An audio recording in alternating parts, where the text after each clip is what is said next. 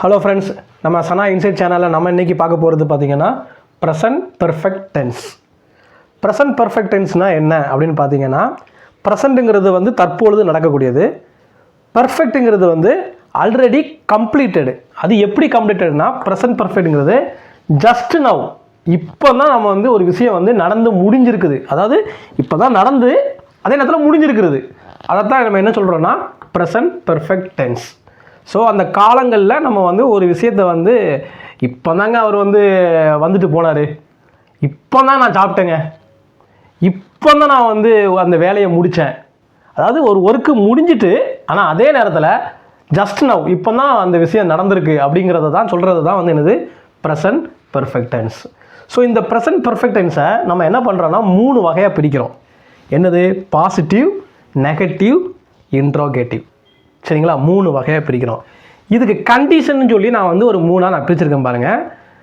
பாசிட்டிவ்க்கு வந்து கண்டிஷன் பாருங்கள், subject, have அல்லது ஹேஸு, V3னா வந்து உங்களுக்கு தெரியுங்களா, வெர்போட 3வது கண்டிஷனு ப்ளஸ்ஸு ஒரு ஆப்ஜெக்ட். சரிங்களா? இப்போ பாருங்கள், சப்ஜெக்ட் நமக்கு ஏற்கனவே தெரியும், ஐ, யூ, ஹீ, சி, இட்டு, வி, தே, இதெல்லாமே சப்ஜெக்டு. அது போக ஹேவ் அல்லது ஹேஸு, V3. இப்போ ஒரு சப்ஜெக்ட் நான் எடுத்துக்கிறேன் பாருங்கள், ஐங்கிற சப்ஜெக்ட் எடுத்துக்கிறேன். ஐ இருக்கும்போது ஹேவ் இல்லைங்களா, ஐ ஹேவ். V3 இப்போ நான் இங்கே என்ன பண்ணுறேன், நான் ஸ்டடி எடுத்துக்கிறேன்.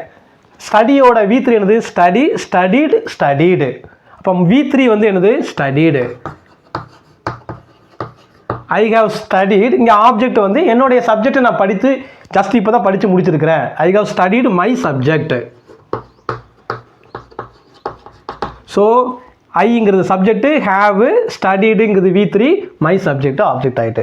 இப்போ இந்த இடத்துல வந்து ஐக்கு பதிலாக நான் ஹீ போட்டேன்னு வச்சுக்கோங்களேன், ஹீக்கு வந்து ஹேஸ். இப்போ வந்து சப்ஜெக்ட் ஐக்கு ஹீக்கு பதிலாக சி போட்டோன்னா ஹீ ஹேஸ்.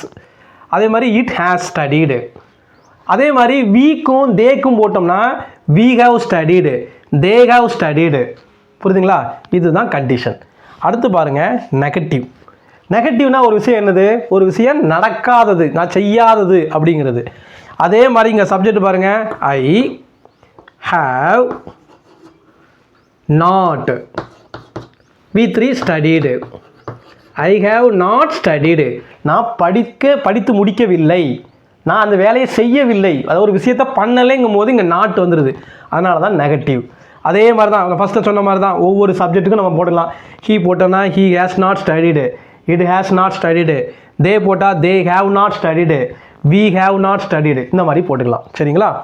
இப்போ இன்ட்ராகேட்டிவ்னா என்னது? கொஸ்டின் பண்ணுறது, ஒரு விஷயத்தை வந்து கேள்வி கேட்குறது. கேள்வி கேட்கும் போது எப்போதுமே என்ன ஆகும்னா ஹேஸ் அல்லது ஹேவும் முதல்ல வந்துடும், அதுக்கப்புறம் தான் சப்ஜெக்ட் வரும், தென் அந்த V3 பாஸ்ட் பார்ட்டிசிபிள் வரும், அப்புறம் ஆப்ஜெக்ட். இப்போ பாருங்கள், ஹேஸ் சப்ஜெக்ட் நான் வந்து ஹீ போடுறேன், ஹேஸ் ஹீ ஸ்டடீடு.